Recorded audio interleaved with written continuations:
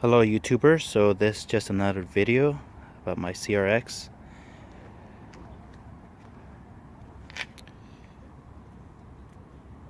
I got this CRX for $3,000 on Craigslist and it's in pretty good condition.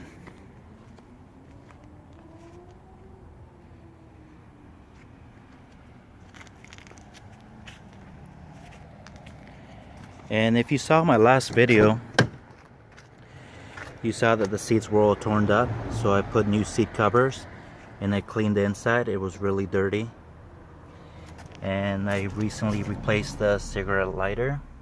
Even though I don't need it, I don't smoke, but it's nice to have it in there.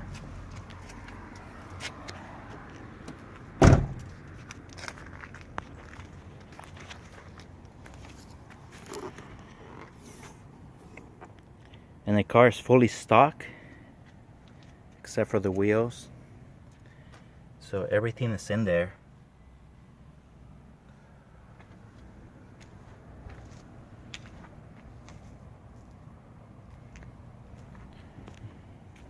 So stay tuned for more and subscribe.